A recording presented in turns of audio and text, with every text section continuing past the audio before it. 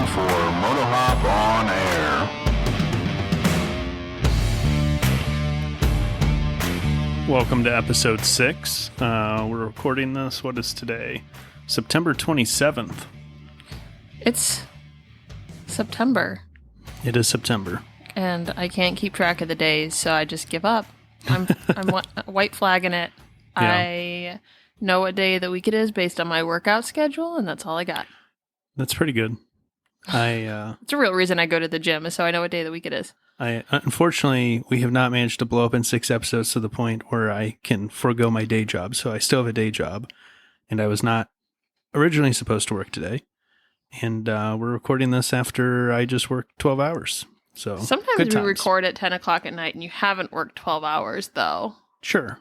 Apparently, today's not one of those. This is what we do. This is Matthew's prime time, and this is my curl up into the couch and under the depths of multiple blankets and watch trashy TV to make myself feel better, so I go to bed with positive thoughts.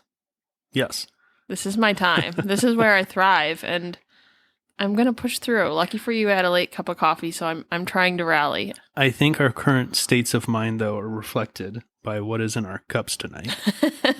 Mine, I believe, is the same as last week, maybe the week before. You're pretty consistent. It's bourbon with a little bit of Fireball and Coke, and it is wonderful. See, it's funny because this series was supposed to magnify my love for creative drinks, but at 10 o'clock... I'm just drinking bourbon and Coke every week at this point. I feel like that's more creative than whatever combination of sparkling water I can come up with, because at 10 o'clock at night, my energy for creative drinks is gone with our ambition to Well, yours looks fancier than mine because mine just looks like bourbon and Coke. So what's in there?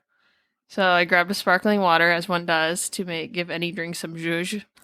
And then I was like, you know what? I know a lot of people sick right now, and I'm not, and we should keep it that way. So I grabbed some immunity packet from probably a year or two ago, which I'm sure is in its prime. Yes, I'm sure Dumped it in there and then said, oh crap, I hope there's no vitamin B in there, because if I drink certain vitamin Bs before bed, B's replace Z's, and I just don't sleep.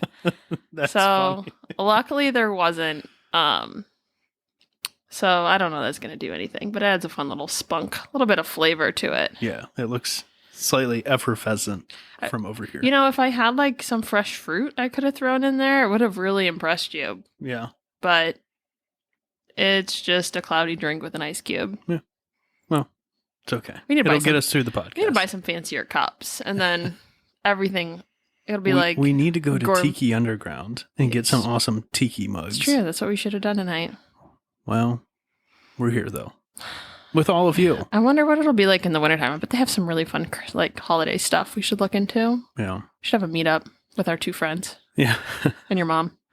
Speaking of our 2 friends, we went to a car show with one of them this past weekend. So you're going to allow yourself to talk about cars on a motorcycle podcast? Well, good for you. There's also Loosen up a little. wonderful People love tie-in. that stuff. Well, in the show description, it says we might talk about 4-wheeled vehicles from time to time. I can relate better to those. Yeah. So me and my buddy both have matching BMW X5s. They're not new. We don't make that much money. Yeah, they're a decade and a half old. But they're diesel, and we think they're awesome. And we should talk about the beach. They're good work truck they drive BMWs. Great on the beach too, don't they? They do after you bury them to the axles once. You threaten them. Yeah. So Turbos and Tacos was the car show we went to. It's hosted by ECS Tuning. They're kind of if you're familiar with the car space at all, you probably vaguely at least know of Summit Racing. Think Summit Racing, but mostly European cars. If you're unfamiliar with car stuff at all, and you're here because you have a motorcycle, think Revzilla or I don't know, Dennis Kirk, big parts store that you can order stuff online. They did have tacos. They had a taco truck. The slowest, literally. I mean, if they were walking tacos, they would have been. They would have been crawling tacos. They would have been infant tacos that couldn't move yet. They were the slowest tacos of my life. Yeah, but some motorcycles there, mostly sport bikes. I think I only saw sport bikes. We saw a Moto Guzzi. Oh, there was a Moto Guzzi V7. Yep. I got a picture. Yeah, tucked in. I think it was between an old Audi and I think of Volkswagen. I've got pictures. But so predominantly I'll try European to remember to post one. brands, heavily kind of German leaning among that. Some cool stuff there. BMW Z3 Coupe, BMW Z8, two of them. What else? McLaren, a couple Lamborghinis, an Audi R8, then some sweet JDM stuff. Toyota Hiace camper van. That was pretty cool. Yep, one van. Yeah. What excited you? Nothing particular. The tacos. The sun was out. It was really nice. The sun and the tacos. They definitely could have done better on the beverage, like on the refreshment side of things. Maybe they didn't know it was going to be that good because the weather probably doesn't cooperate very often. But like the stars align. It was like a perfect 70 degrees, cool in the shade, cozy in the sun. Absolutely like rare found perfect day. And so I think it just, I don't know. It went well for the people that were there. I was just kind of like, oh, there's a lot of opportunity for vendors here. And with no vendors, people just didn't stick around. Because I'm all about like some solid people watching. There for a while. Dogs. I really like the dogs. There were dogs, yeah. There was a Chihuahua in a bag. There was a Great Dane. Yeah. There was, the sad little rescue dog that shouldn't have been there because he was afraid of noises. Yeah, he was doing his best. Don't take him to a turbo show. It wasn't like he was loud. Please leave your dogs at home. Yeah, he wasn't having the best time, but he was doing good. That's one thing that gets me to a lot of the things we go to, even Mid-Ohio. I didn't see as many this year as last year as there was dogs. And I'm like, obviously 110% on board for like service dogs because that's great. But like, watch your dog's tail. If it goes between his legs when a car goes by, maybe leave him at home. Yeah.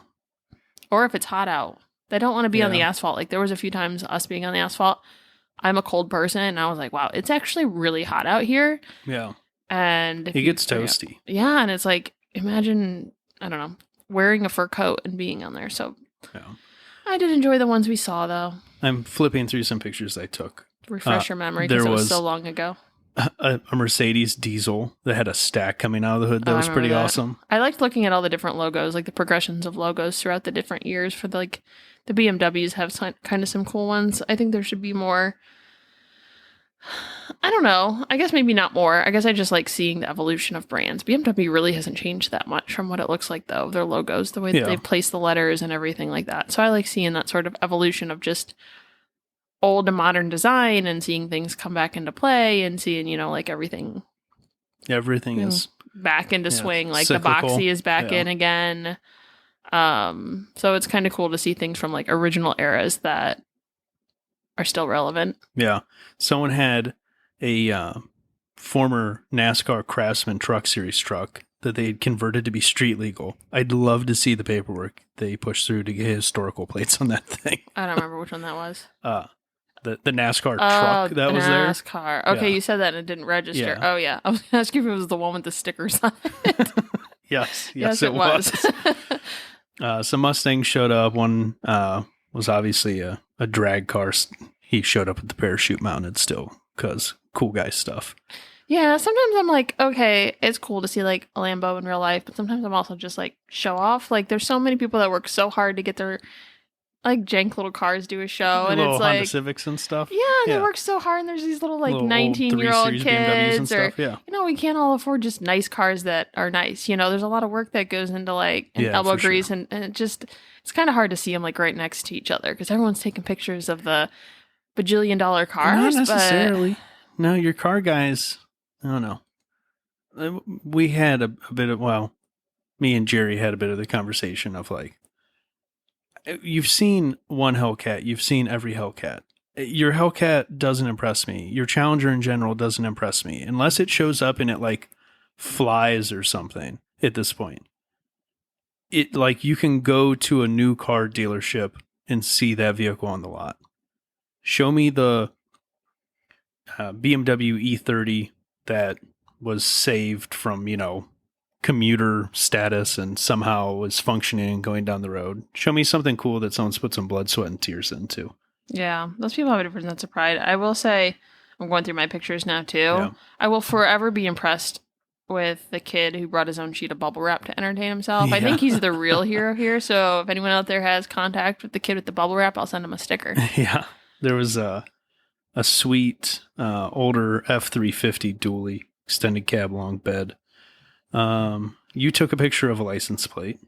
Oh yeah. It said, I'll just read the letters first. It says OPELMSB. Yeah. So OPE, if you're from the Midwest, that's a given. And then let me squeeze by. Yeah. Let me squeeze by. Yeah. Yeah. It's all kind of one word if you're from around here. So that was pretty good. I love a good pun. And I was honestly surprised how many X5s there was. Is it just because they were diesel?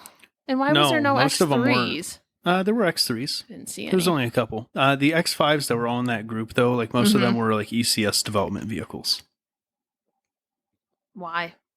Well, because they have development vehicles that they're like working on products for. So they've been working on BMW E70 chassis and E53 chassis X5 parts for the past few years. Gotcha. Yeah, there was a lot of those. I was surprised. There was an older Supra that had the handle off of like a katana sword as the shift knob. That was fantastic. Oh yeah, I remember that. And we saw with that a sticker Fiero. bomb dash. Yeah, there's a turbo Fiero. Fiero got a little excitement. Plus, it wasn't around very long, so it was cool that you got to see it. Yeah. For those who don't know, we have a Fiero in our garage. Yes, it's there. I'll get around to it eventually. It's a coffee table. It's a very large coffee table. I'll get around to it. Let's see, BMW 6 Series that was black with gold rims. That was pretty cool. You'll just have to post pictures. It's really not nearly as fun to hear up. someone ramble off some specs, but throw up a few faves. Yep. Call it a day. They didn't have merch either. They should sell merch. Yeah. So while I'm at work today, Missy shows up to be the darling she is and bring me coffee. I just show up to make everyone else jealous that they don't have a significant other that brings them goodies. Yeah. And then she's like, "Do you want to see my shirt?" And I'm like, I guess. Because I had my jacket buttoned up on purpose. So I designed this shirt a couple weeks ago. I was inspired by watching an Instagram video.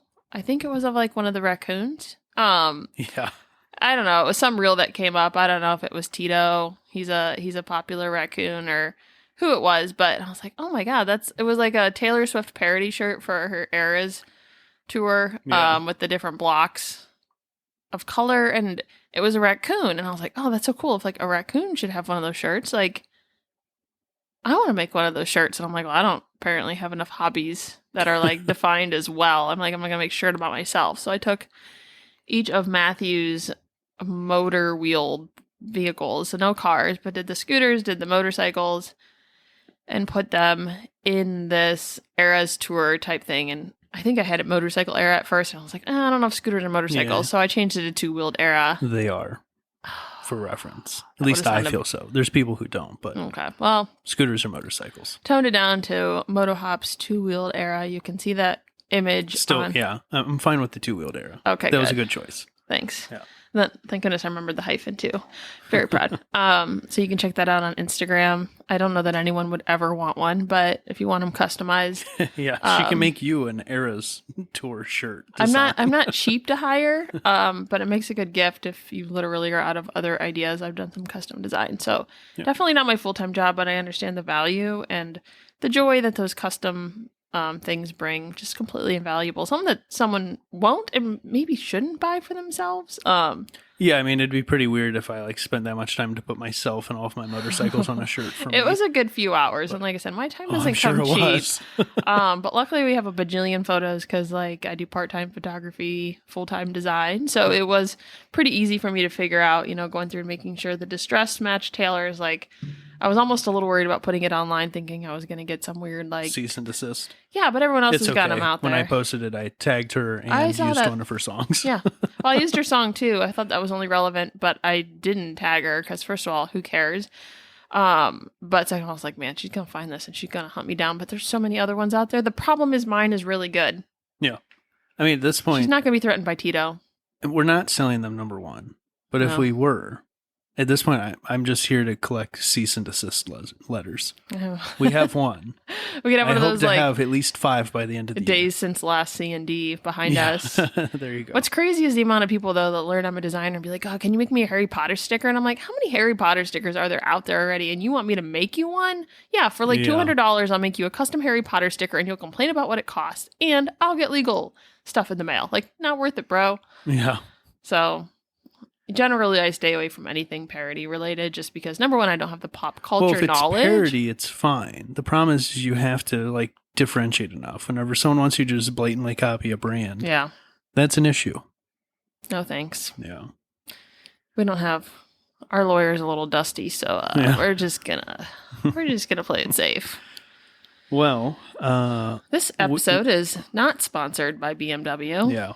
Immediately after recording last week, it started to pop up everywhere.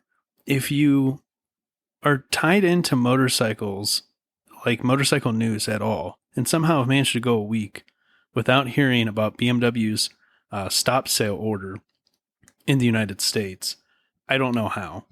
I have 4 different website links that I threw in the notes here just to make a point that I believe it was a requirement within the last week for every motorcycle outlet to cover the BMW stop sale order. So Pretty intense. And there hasn't been any new news. Like, it was launched, like released like 6 days ago. mhm. And I Googled it to see if there was anything new. And there really hasn't been anything new Well, released, right? Since the first one I saw, yes. So this was they issued a stop sale in Which is at least the all U.S. if Gas not vehicles, right? All for petrol. all of their gasoline motorcycles and scooters. Can we call it petrol now? You can. I put ICE, internal combustion engine. Oh. So you can still buy an electric BMW. You just can't buy any gas one. That's pretty serious stuff. Yeah. I've seen both North American as well as just USA. I have not confirmed whether or not So Canada. it sounds like it would have to be like regulatory. So it is. Based It on came our out. law. So Because they've had an issue with some of the material quality in their EVAP system. But why would that be specific to the U.S.? Do they use Because something we have different? different emission laws than other places. And they use whatever is wrong because they haven't Yeah. released it yet. Is used in every single one of their bikes. That's what kind of blows my mind. EVAP systems, like you have a charcoal canister this is where likely the problem is somewhere with the charcoal canister. So there's a charcoal canister. You typically have a few different lines leading to it, like a vent coming off the gas tank. So as gasoline evaporates, it doesn't just like go out into the environment, right? So it sounds like it's an issue, likely with the quality of the charcoal inside the charcoal canister, or some issue with the manufacturing of that. But they did say that it was something to do with the EVAP system. I saw somewhere like fuel leaking. There was a because fuel leakage reference. the charcoal canister tied into gas tank vent, right? So you could. But What a ding on like such a brand. You know, if that was happening, obviously I'm not fully transparent to the motorcycle world, but if that happened to cars, I don't know if you could recover. I mean, people are still talking about, was it Volkswagen who Dieselgate? spoofed? Yeah, like that still comes up. You know, Kia's ignition problem, like that sort of stuff comes up, and that's really specific models. This is every single gas-powered bike. Yeah, in my notes I'd put, where was it? Another German emission scandal in the making. Womp womp. Yeah, so they did. Yeah, it says, following a recent quality analysis, BMW is pursuing measures to further evaluate the material used in a component of its motorcycle evaporative system, which may not have been produced to material specifications. So, you know, contract manufacturer tried to save some money and increase their profit margin and cut a corner somewhere they shouldn't. But like, sounds like for to me, how at least. many years? Well, we don't know at this point. Do you think They're that- not selling new or pre-owned BMWs at BMW dealers right now. Okay. If they're internal combustion engine. So, like, after I read up on some of these, and then I read the next headline you had in here, I guess you could jump to that, and then we'll kind of go back to this, because this guy's got something coming. This guy's got his work he's on cut the out for design him. end, so it's not that It's not his Oh, responsibility I necessarily. So guess. in the spirit of this episode, not sponsored by BMW, there's a bunch of BMW news that I decided to front load and just get out of the way. So stop sale order, check. New head of BMW Motorrad design, Alex Buchan, Buckan, taking over. He's been in their design department for a while.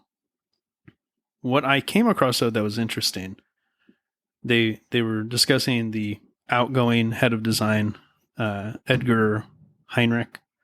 And in that discussion, they mentioned a concept bike that BMW Motorrad had made that I don't know that I'd ever seen, called the Vision Next 100. Did you look at this? Oh, I think maybe I did. Yeah, Let me so look again. Because I remember being like, oh, interesting timing. Is it gas powered?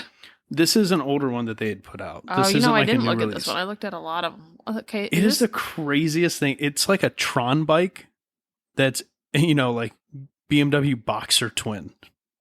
I think it's 3D printed. Yeah. I mean, it's a concept bike, but it's a little far for me for something like they've distilled their BMW brand There is no room for rider Down on this to- one. every like as far as it can go. So they have like heads sticking out the side like they're Boxer Twins, black, like all the old R50, R60s. But it looks like a Tron bike. It's giving me. Okay. Again, I'm pretty far out from pop culture. Why is it giving me Batmobile? Yeah, I mean it's kind of like Bat bike Yeah. for sure. Giant wheels. I had to Google it to make sure I wasn't like too ridiculous Yeah, in the concept. But very triangular in shape. so it's a concept for when? I mean, it was just Eventually, a concept bike maybe. Yeah, It's just a drawing yeah. contest. But They put a woman on it. That's fun. They did. Speaking of actual new models being made, though, we already have leaks of the BMW R1300 GS that we mentioned last week. The biggest change that seems to be polarizing people is the headlight design. It has like an X pattern, smaller circular, probably projector beam in the middle, kind of where the X intersects. I wonder, is that like you have to change 4 light bulbs then? Well, I'd imagine 5. The Because middle each one leg and of the 4? X is kind of just like a daytime running light, it looks like, and then the actual headlight itself is going to be that middle section. So This isn't going to come out for a while though, so by then they'll actually be selling them. What do you mean it's not coming out for a while? Well, they're all on hold from selling. Oh, yeah. So Yeah, I mean, they're going mean, to officially reveal this on September 28th. Who knows whenever the stop order will be lifted. right. September 20th. Oh, that's tomorrow. Yeah, tomorrow.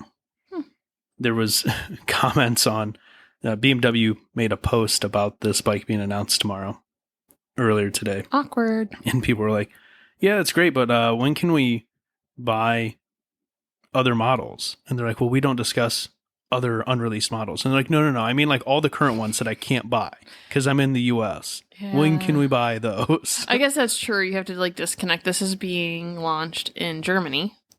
Well, yeah, I mean, it'll be So available they're kind virtually of like globally. not, they're still celebrating.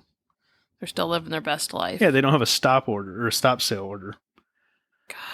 Would you want to, I mean, would that affect your decision to buy one if you Personally? were like, yeah. No, I don't care. Oh. I mean, like, I care about the environment to an extent. If it's a charcoal canister, like, it can be retrofit later. We're not doing massive damage, in my opinion, It'll be in the short term. interesting to see how they resolve the problem. I think that says more about companies, how you solve a problem than whether or not you have a problem, like the Rivian bolts. You know, remember Yeah. when those were, and that was what, was it 1,500? There's not a ton of those out there yet, but it was like 1,500 Yeah. cars. But it's like, okay, what is this problem? How do people Yeah, cash that in they on all it? had And the same bolt torque drawing, if I remember correctly. yeah, but like, it's like, how does this affect? I don't know. I mean, I'm sure it can't be cheap to fix. They probably got to fix it, but They're not really. It's going to, How far back do they go? And, like. Well, yeah, that'll be interesting. See how far back this has affected them. It's mostly going to be labor that they're going to be out. Oh, because certain ones will be covered, or all of them covered? Like, well, if it's emission system related, I forget what the federal standard is, but it's longer. Like, they can't just opt out. Okay, so you can say, oh, yours is 20 years old, doesn't matter.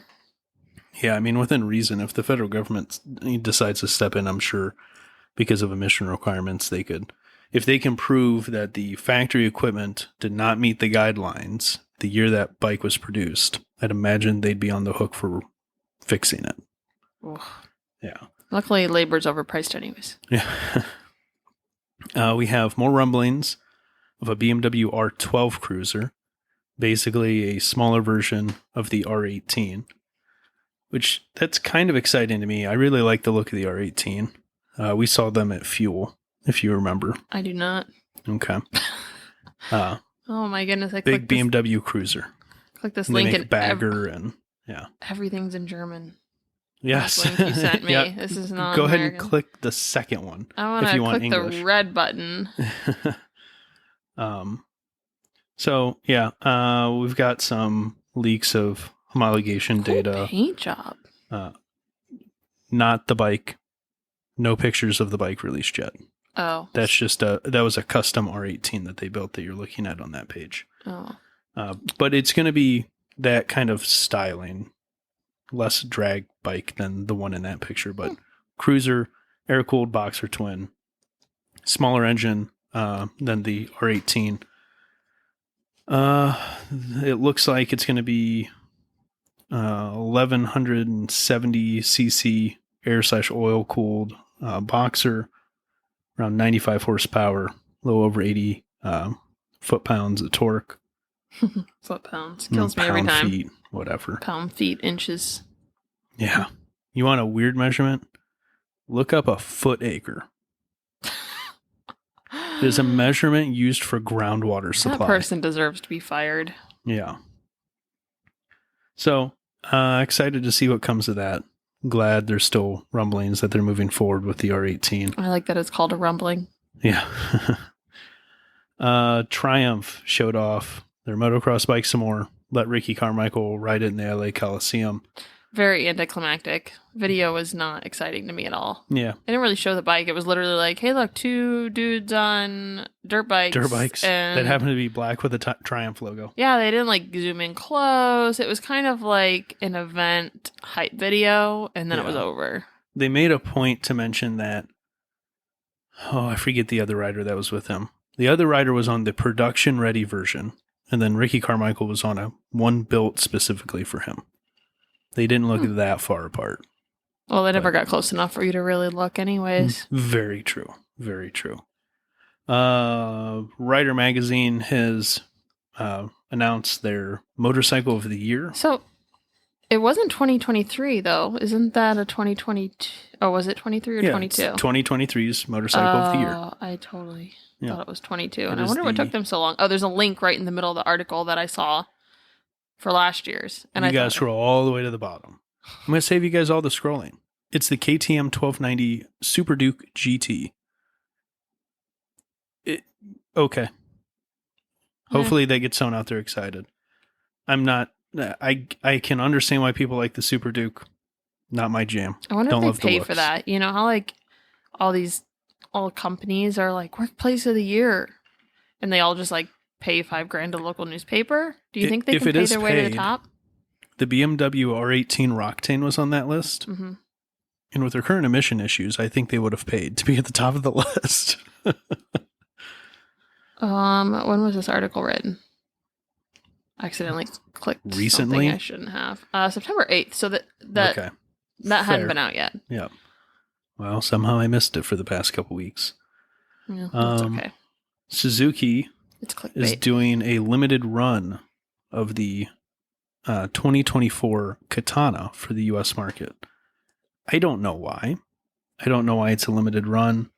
I'm guessing they're either trying to drive scarcity to some extent, or we're going to lose the Katana again.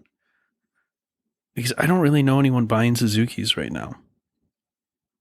We kind of talked about them a few episodes ago. We're just kind of glad they're still here making motorcycles. But if you reserve one of the limited release 2024 katanas, you will earn 2 years of complimentary service and a collectible 24 by 24 inch katana digital lithograph reproduction of renowned Japanese artist, oh boy, Makoto Endo's beautiful katana illustration, originally featured in Cycle World magazine. Lithograph, like a print? Digital lithograph. Oh, Reproduction. So, stock image. Well, they're going to print it. It's 24 by 24 inches. Okay, sure. Yep. I like that they still make you pre-order. It's like anything could be limited. Everything is limited to an extent. It just depends on when you cut off your production. Yeah. So maybe they're going to do like so many beyond the pre-orders. They're like, well, we want you to pre-order those so we don't make too many. Yeah. The lithographs, I mean, kind of cool. They have it further down on the page of their press release. I will say, I know this will shock you. I'm not a huge fan of most vehicles in the color blue. I like them for other people. I don't personally love them for me. It's a good blue, though. Yeah, I actually dig the color scheme that they've got going on for this 2024 katana. It's kind of It's like a denim midnight blue with a gold and orange they type call accents. it metallic matte stellar blue. Think, kind of like a deep denim It's a blue. midnight blue. Yeah. I wouldn't quite call it midnight, but trending in that direction for sure. Gold anodized forks and gold rims or gold wheels, which I'm all about gold wheels. The print is pretty cool, but would it sway me to buy a bike just for it? No, but it's a cool little benefit. Yeah. If you reserve it by October 20th, you get Katana Premium Care. It looks like that means you get the first 3 scheduled maintenance services free of charge. That would excite me, I guess, marginally more than the print. 24 by 24 is a pretty big print, though. You could do some cool stuff with it or re-gift it. But all you have to do is buy a motorcycle. Yep. Reprint. It's kind of nice that they have subtle branding on it. Again, always looking at the design. People don't realize subtle is more elevated. Yeah. Looks snazzy. We have the first reviews of the Kawasaki electric bikes. The Kawasaki ZE1 has been reviewed by MCN. They gave it pretty mediocre scores, which kind of bums me out. Got 3 out of 5 overall. They give it 3 out of 5 on ride quality and brakes. They give it 4 out of 5 for the engine or motor. 3 out of 5 for reliability and build quality, which kind of cracked me up because they were like, I don't know, at one point defending Kawasaki's quality from memory.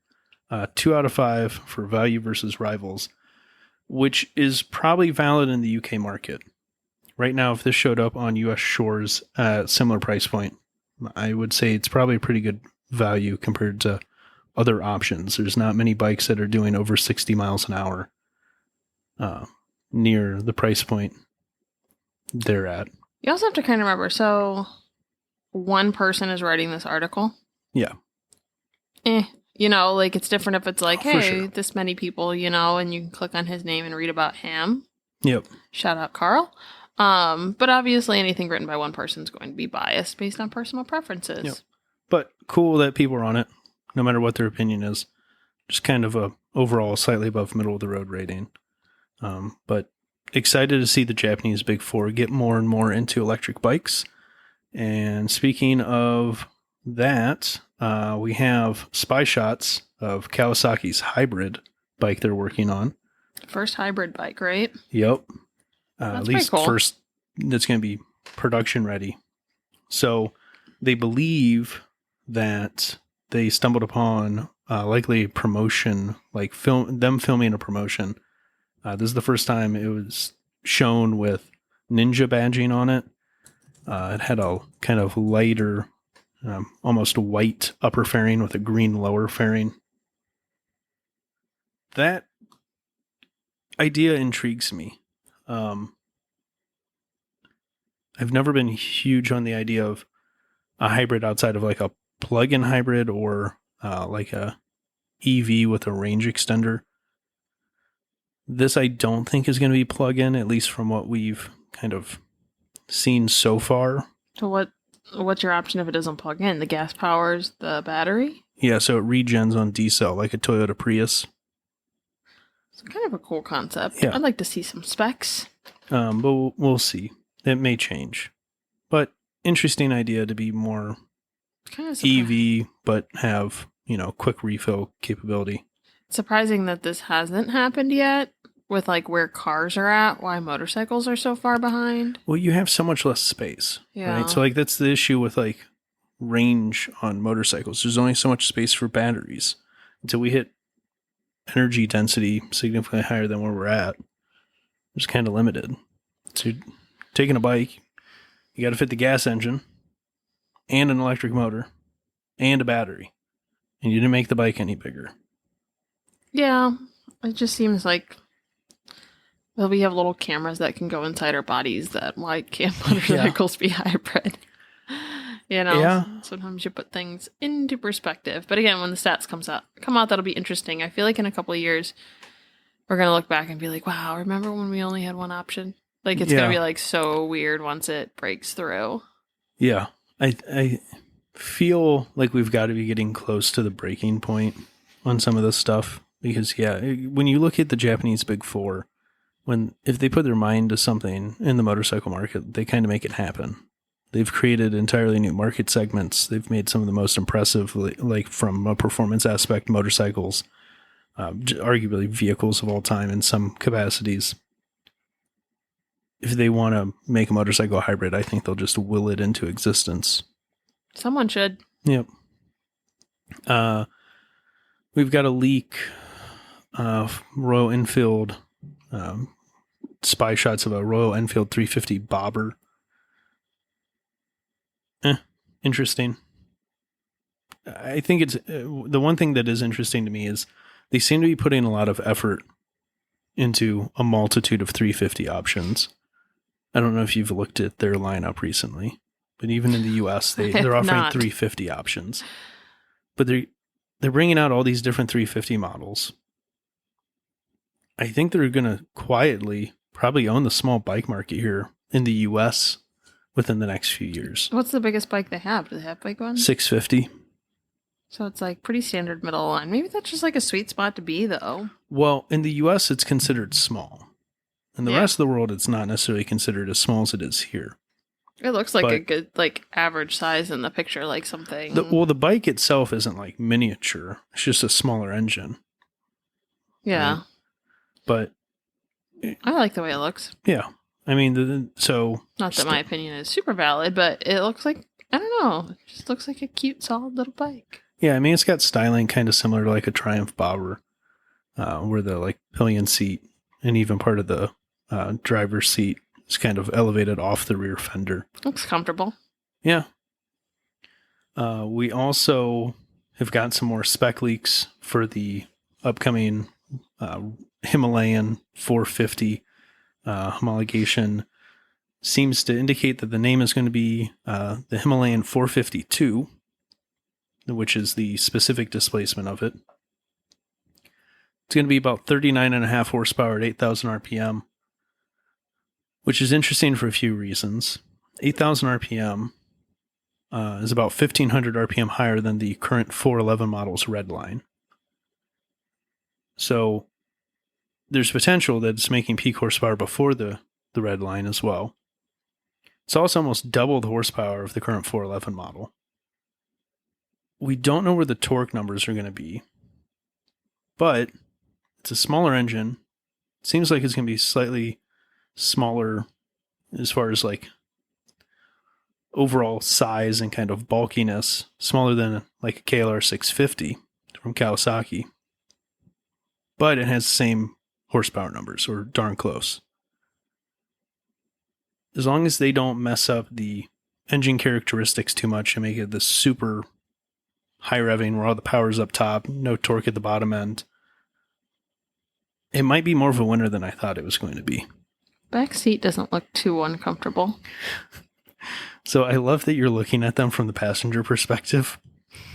I almost included, and maybe we'll throw it in one of the next episodes, I think I just want you to look at a bunch of different models and tell me what you think is the most comfortable. For the passenger? Mm-hmm. Yeah. Bigger the seat, the better. And honestly, the one picture looks like the carriage, the flat little like trunk area in the back flips up as to a back seat for the passenger. A+ in my book. Like, that gives me so much more, I don't want to call it trust, but feeling like you're going to accelerate. Something's going to stop me from flying off the back. Yeah. That's huge for me anyways. Especially on a bike we're doubling the horsepower of. I don't want to rely on my arm strength because like I'm already white knuckling it. You can only do that for so many minutes until you need some I didn't know you were help. white knuckling from the back seat of the Scarabeo 150 I'm white knuckling my way through life. as we putt down the road at a blistering 40 miles an hour. Remember that one of the first things I noticed is that it had grab bars. Yes. That you did. I need one of those on the couch. Yeah. I just need something to hold on to throughout all, like I said, entire life. Like maybe you'll appreciate what Honda's working on. a couch. No, active body work. The bike is going to grip you back. Ugh, it's like a hug. Yeah. So why they're working on this? Everyone's working on all these rider assist features, lane keeping assist, radar systems. They're trying to find a way to alert you when these things are active, because you're not necessarily going to be staring at a dash. It's not always in your peripheral the same way it is in a vehicle. There's not really a HUD right now, although a few different companies are working on different options for that. So what they filed a patent for is to put small actuators where the side of the gas tank that would be against like the inside of your knees or your thighs can basically flex out against your legs. So the bike can kind of push back against you and be like, hey, we're doing something here. Oh, it's like a video game controller. You got some Kind of. haptics. Yeah. I mean, it's not going to be like vibration or whatever, but you're going to be like, oh, I feel pressure against the inside of my legs. The bike must be slowing down because I'm an idiot and I'm not paying attention to the thing ahead of me. It'd be interesting to know what kind of things it did to compensate for what, because like the bike already vibrates a little bit. You know, it has to be noticeable. Yeah. And depending on what gear you have, if you're wearing like knee shields and stuff, like obviously it can't be subtle. Yeah, no, I mean, from what they're talking about, like, it's a pretty significant size. Like, I don't really have a good bike. The Rascal. Like, the Rascal, you know, whenever I sit on it, my legs kind of fit right up against the gas tank. So you've got a decent amount of surface area in contact with the rider there, which is why they're targeting that area. It's also kind of important because it's not any of your control surface areas directly, like your hands that are manipulating levers, your feet that are manipulating levers. So interesting idea. We'll see where it goes.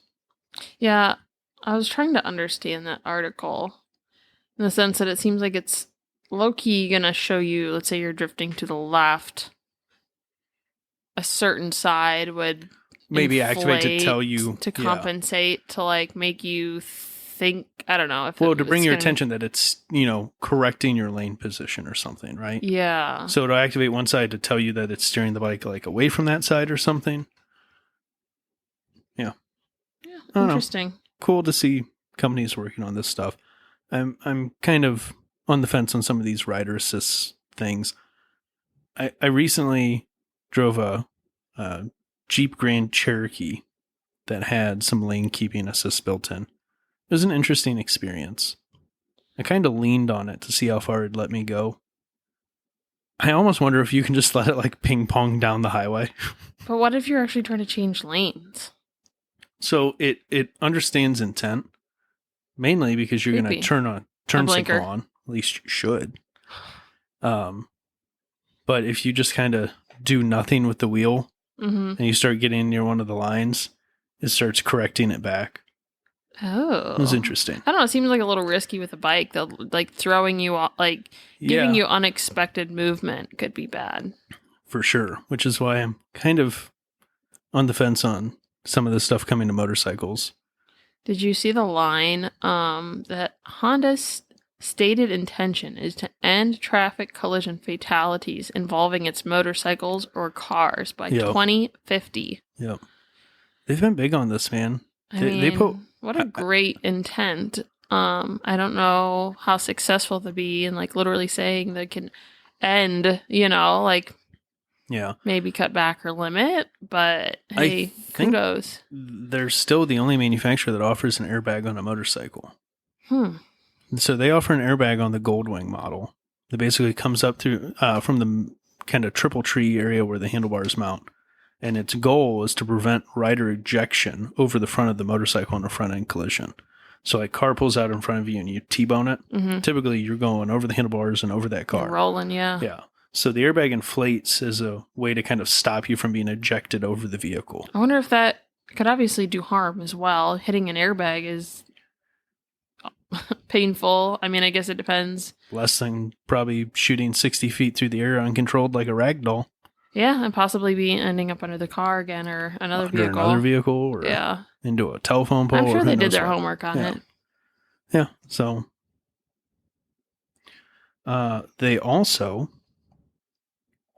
have teased some electric concepts.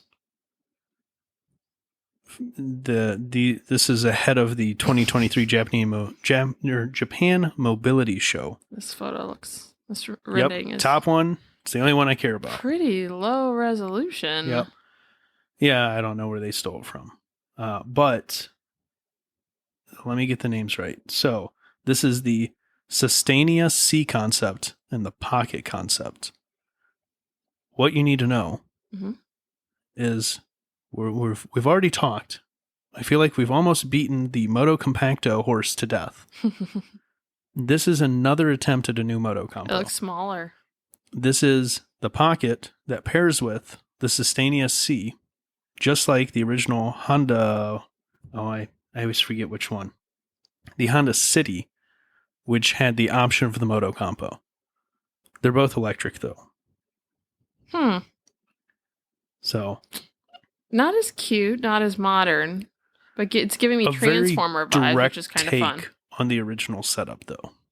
Oh, is it? Well, because it was the Honda City that you bought, and you could option the Moto Compo that would fit in the trunk. Wonder when So this is the small kind of K-sized car with small portable scooter that can go along with it. Wonder when something like that would be launched. Well, they're just concepts at this point. We may never see them, but it's a fun modern interpretation of the original City Moto Compo duo. Concepts are kind of cool. Yeah, sometimes they are. This cool thing you may never get. Yeah, it's like a Kickstarter. We may never make it, but it's sweet, isn't it? It's like, we're just testing the waters. We just thought we'd let you know what our capabilities are. Yeah, you know how you hate all the stuff we currently make? We could make something really cool if we wanted to. But we won't. Energica, speaking of electric vehicles, will be supplying the French police with electric motorcycles.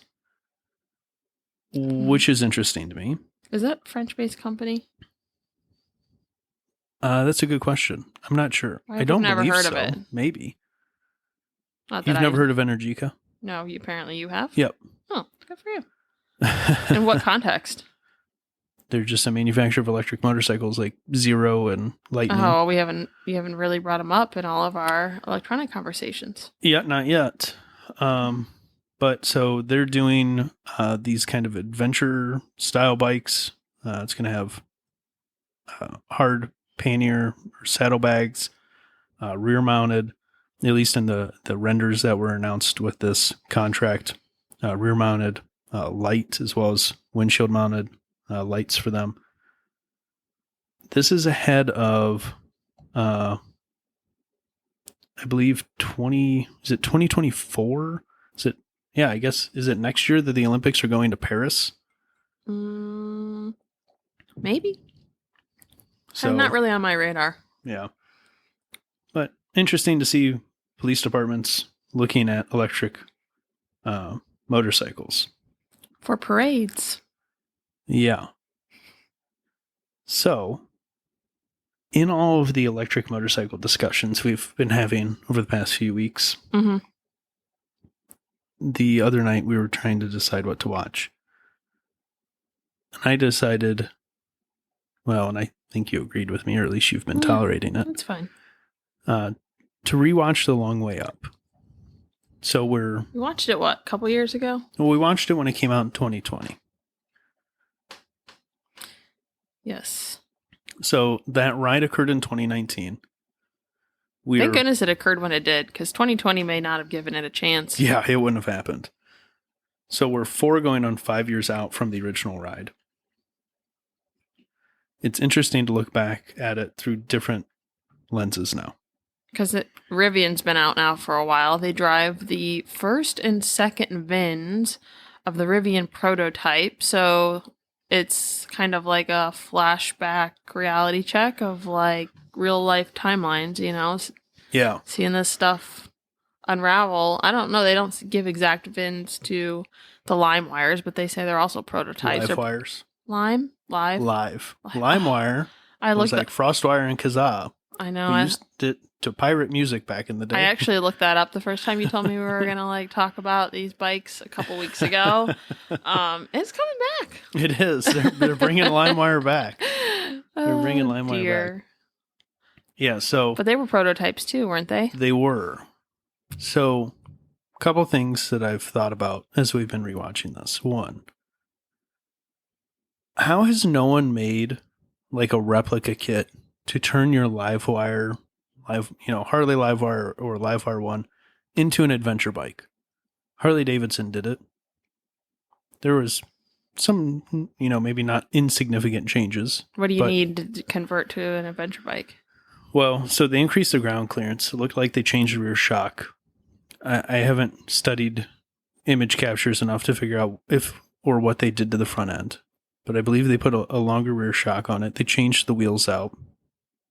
They put some kind of skid plate on the bottom portion of it. And then different handlebars to give it a more upright riding position, as well as windshields. Yeah, it looked good. Yeah, I love the way they look. I know I said a few episodes ago, I don't still fully understand why they made the decision they did. Because they didn't have to agree to put them on those bikes. They probably would have ended up on a 0. They could have pushed for them to ride the Pan America, their actual adventure touring bike they were working on at the time. But they put them on the Livewire, and then literally the next year, cut Livewire loose into its own company. Still feels weird. Maybe it's just because it was like Harley, and they're like, oh, that's going to get people's it's going to gain viewers just because of the name has such a following. And not only that, but like there's an edginess to like the new, like Long Way Productions thought Harley name would bring them views, or Harley would. Okay, well, yeah, like if you heard, in the first two they rode BMWs. I haven't watched the first two. Okay, well, I'm just saying. Well, I'm just saying that it kind of comes with they're riding oddball brands. No, but Harley is kind of like the mother lode of bike, at least stereotypically, people are like, oh, Harley, like that's the most relatable brand to most people, so it's going to have the biggest US. Yeah, it's going to have the biggest following, and the fact that it was a prototype, it's got some edge to that, it's another level of storyline. Yeah. The other thing that I find interesting is Charlie Borman at one point says something along the lines of, or maybe it was Ewan, I think it was Charlie though, that in 10 years they just assume, that electric motorcycles will be the norm. Velocity is picking up, but we're almost halfway there. Mm-hmm. I don't see a lot of electric bikes out. I think I've seen one Livewire in the wild, like on the road. Yeah, but you kind of have to 2 zeros. Kind of have to get over a hump. I feel like we thought electrical vehicles in general would pick up quicker than they did, but there's so many logistical things that just aren't there yet. It's just the benefits are not outweighing. And the technology moves so fast that it's like, why buy something now? And it's going to be so much better in 2 years, and you're going to lose any equity on your vehicle. Like we looked at electrical vehicles when we were both looking, And it's like anything affordable has like 100-mile range. Well, that's not enough in a car. Yeah. I mean, for certain things, but when you like to know that if you want to Drive cross country, you can't. I mean, even driving across the state, you got to stop 4 times. Ohio's big. Like, there's just it's just not easy enough. It's not worth it for it being such a big investment, especially with like the recession and everything right now. Not everyone's just taking risks. Financial risk is not on the forefront of everyone's mind. Yeah. I know we've come further to some extent, but there have not been radical changes in technology that have made electric motorcycles significantly more of a value proposition than in 2019 when they did that trip. Mm-hmm. Because right around then was kind of the turning point. That's when Zero was coming out with their kind of modern range bikes. Harley, obviously, with the live wire. It'll be interesting to see where we're at in another, 5-6 years at that 10-year mark that they were predicting. I know there will be an increase in adoption, just like there has been with electric cars, but with electric automobiles, they don't have as much of a range issue as you do on a bike. And a lot of motorcycling in the US is like leisure.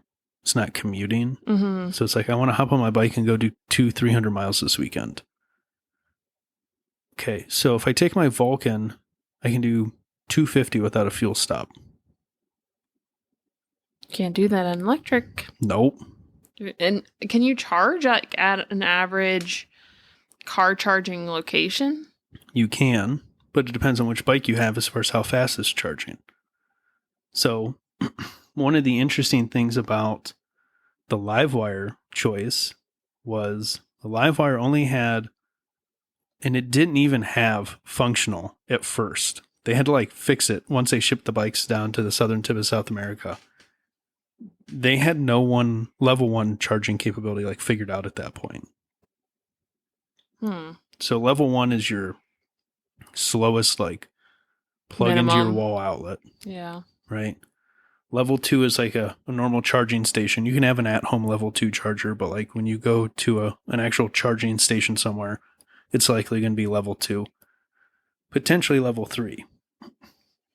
Level 3's DC fast charging, that's your fastest. Most motorcycles in the market support level 1 and level 2, but not level 3. Harley, for whatever reason, decided to support level 1 and 3, but not 2. So you can plug a level 2 charger in to a Livewire, but it only charges at level 1 speed. Ooh. Yeah. Which is why you see a lot of times they'll first off, the first, I don't know, we're probably at episode 6-ish now? Of what? Long way up in the rewatch. Yeah, probably somewhere around there, 6 or 7. The first 4 or 5 of that are just them trying to find chargers. Which is pretty or interesting. Places to charge. Because that's real life. Those are the questions people want answers to.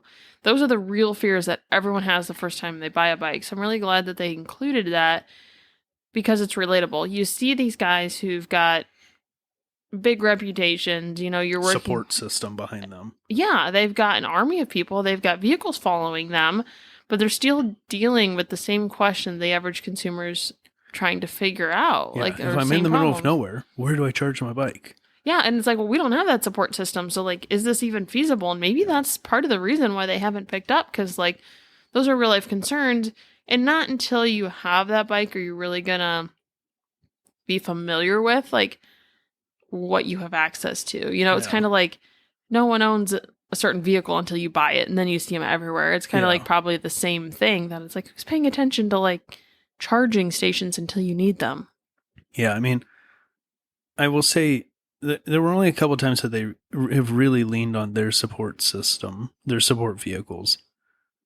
There were plenty of times that they just went up to a random door and were like, hey, can we, plug in here? Mm-hmm. The one example, they saw a sign for car stereos and electronics and stuff. So they thought it was a little electronics shop. It was in Spanish. Yeah. I think because they were some of it. Yeah. I mean, it was further south. Yeah. South of South America. Yeah. And like the sign was up, but it was no longer that. It was just like someone's house. And they just like rolled up in the driveway and they're like, yeah, you can plug in and you guys want dinner? Like you can stay for dinner and like ate with the family and everything. So, I mean, that was cool. It forces human connections. In the U.S., you're not necessarily going to have the same courtesy. It depends on where you're at. Yeah, but I don't know. Like, as a female, I'm not going to go knocking on doors. And as a female, I'm not going to open the door. So I hate to like say that, hey, yeah, what a great adventure.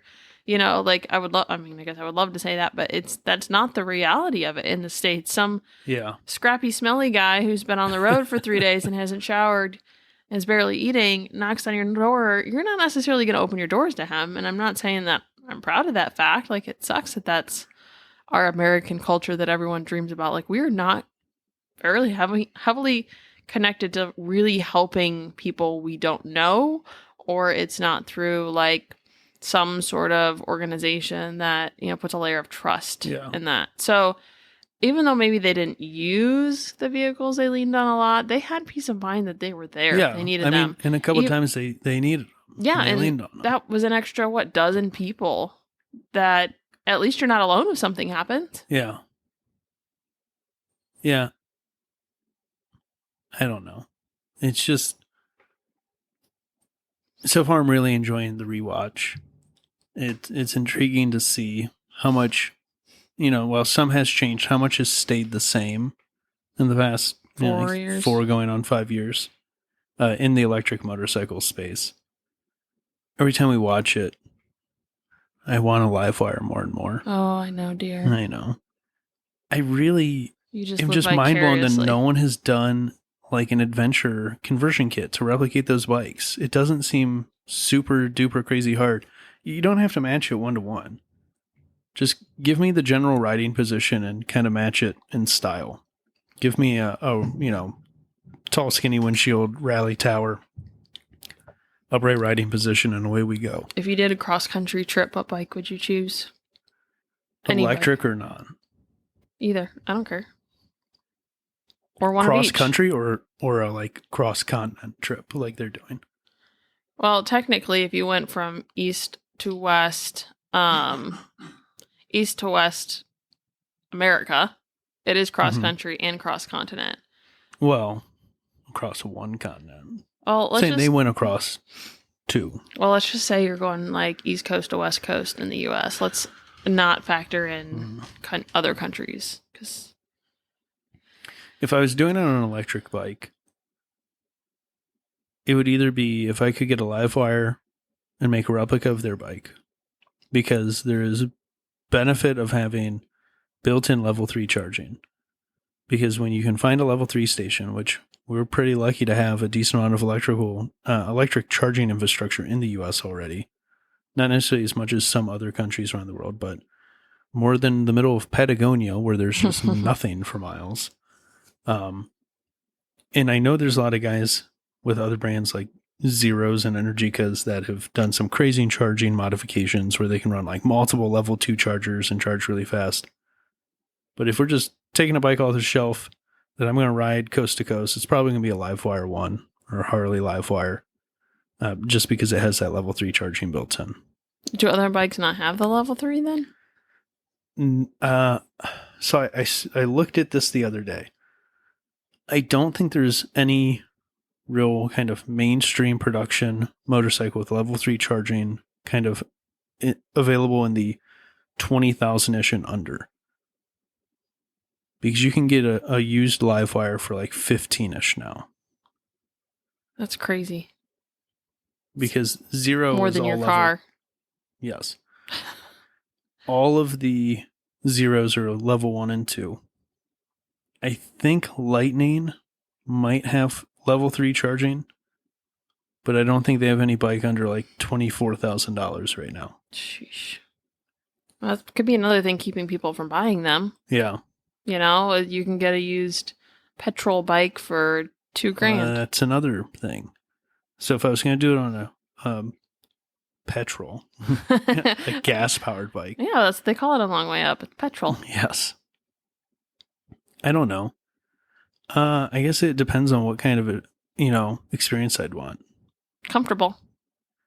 Yeah, but do I want to mainly do roads or do I want to do some off-road stuff? If I want to do some off-road stuff, probably a Kawasaki KLR 650. But you're gonna cater your bike to the minimum amount of off-road stuff you might do, like. Well, once you get out west, you can do a lot of it. Yeah, but you have to Although- get out there. Would you compromise Scratch that. street comfort? I just was looking at this bike the other day. The Honda CB500X. So it's probably got like saddlebags. It's probably very similar to the one you have. It doesn't I'm have thinking, right? saddlebags, but you can put saddlebags on it. Okay. But it is, in some ways, kind of a modern-ish CX500. As What far as year? like, what? How old would you buy one? I don't know how long they've been out. Like, they make them brand new. Oh, so you're CB500X. talking about like newer. Yeah. So the CB500X, parallel twin 500. So not a fun engine like the CX500. Just, another parallel twin. Adventure-ish. Road leaning, but has some off-road chops. So you could do a little bit of off-road with it. Upright seating positions, it's going to be pretty comfortable. Pretty inexpensive. Yeah. 500 cc, so middleweight. Not a huge bike to be wrestling with on the day-to-day, especially at low speed stuff. Can you get storage for that? Yeah, you can get storage for kind of any motorcycle to some extent. The only thing I've had issue finding storage options for is scooters we've been looking at. Is there any loosely. electric scooters? Yeah. You know who makes them? Vespa. Well, Vespa does. But I was going to say BMW. It's the only thing you can buy at their dealership right now is their electric scooters. Oh. They make 2 or 3 different models right now. And they're the only ones? Seems like you'd have more room on a scooter than you would on a bike. Yeah. What do you mean they're the only ones? BMW and Vespa are the only ones making electric No. There's a Oh. bunch. Genuine is, I think, handling import for new NUI or NIU.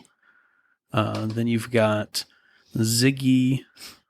Okay, so there's a handful. several electric scooter brands Okay, I out just there. don't remember Just ever none seeing that one in go person. over. The problem is all of them have targeted low speed, like 50 cc, like equivalent.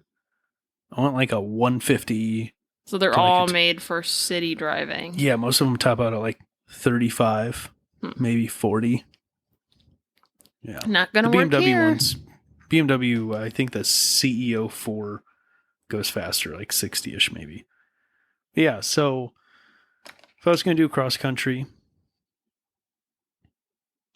yeah, somewhere between a KLR 650 and like a Harley Road Glide or a Kawasaki Voyager, which I think the middle ground is probably like a Honda CB500X because it is more road oriented than a KLR. It's more Well, off-road I was gonna say, oriented than you a big wanna- touring bike. I just looked up the KLR. Mhm. That has a small rear wheel. Did you look at the 650? Probably not. Oh, no, it is. Yeah, KLR 650. Very sporty, very dual sporty. Yeah, I mean it is one of the most kind of prestiged off-roadish touring motorcycles. This one's on sale. Ooh, are we going $1,000 bike shopping? Slow your roll, dear. Other priorities. Yeah. Like a CB500X. Well, if we're going bike shopping, Someone needs to buy some stickers. yes. People need to buy some stickers. Or maybe some MotoHop era shirts. Tour merch. If for some reason you want a shirt with my face and motorcycles on it, we can make that available. We do have some new stickers coming. Yes, they're sitting in a cart ready to be checked out. Yeah, so some new stickers coming next At least 3. weekish. You know, Sticker Mule really screwed me last time I ordered from them. Yeah. I shouldn't even name drop. They aren't worthy. Ordered stuff for a client and it was supposed to be there in like a week and a half. It took about 2.5 weeks, which is very unlike them. Very annoying because it was a big order. So we'll keep you posted. So maybe 2 weeks. Watch us on it. Follow us on Instagram. You'll Yeah. see exactly when they're posted. But Yeah. So 1 to 2 weeks. Some more sticker options. We've yeah. had some orders come in this week. Trying to get some that are well, we had a order. I know that it hurts a little, but I think that's a good thing. I think it means we're out of Etsy jail. with the probation we were on and everything. I think that's honestly like a really good sign once we get some traction, some reviews. I don't think it's a horrible thing to talk about. I don't want to pretend like we are overly successful in certain things. I think I love when people talk about the challenges, like you're listening to a podcast. It makes it seem so much more real if other people want to follow. The only bummer is like starting another Etsy store, because we both have operated separate Etsy stores. Mm-hmm. Mine did really well. Mine did pretty decent. Did it? Okay. Yeah. I was never really consistently in tune with what you were doing. I sold almost 900 stickers on my Etsy store. And their algorithm game, I just didn't play well. I turned it off a few times with our wedding. She kept putting it on vacation mode. Yeah. Do not. I didn't want to do it. But I also didn't want to lose all my listings. I know. So it's kind of hard to like leverage.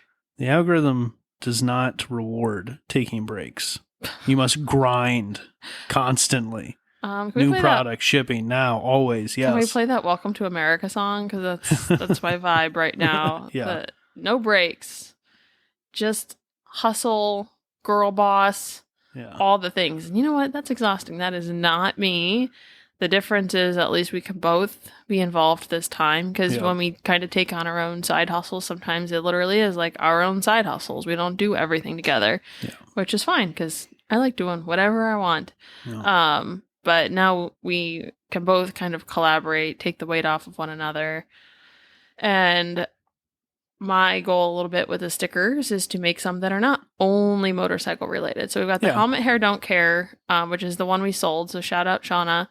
It could be for roller skating, rollerblading, scootering. What else do you wear a helmet for? You can be an astronaut. I mean, they were helmets. Yes. Okay. That's fantastic.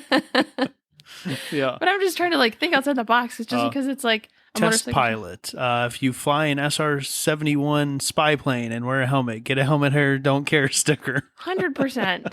That's what we're here for. And so we've got at least one in the next batch that is not sport related, not, get one for you. And fantastic. It's a beautiful It's a collaboration with Quality Handmade Motorcycles out of Florida. Yes. Yeah. Bren's pretty awesome. Really excited. It's kind of fun as an artist to work with other artists.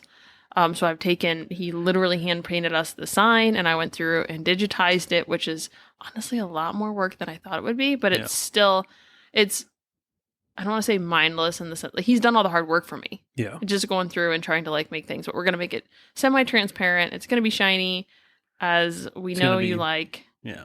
And it's going to be great and honestly relevant to anyone. So go on there.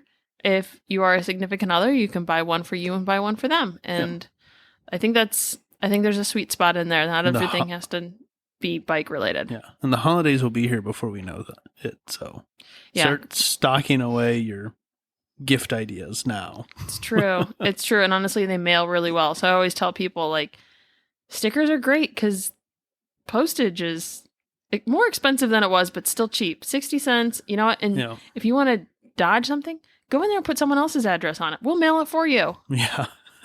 I've done that before. You can put a gift message or not. Yep. I won't know. They won't know. They won't. Gift stickers. Yep. Well, you got anything else? I don't think so. Okay. Well, I think we're going to call that an episode. So buy stickers and see you next week. Bye. See ya.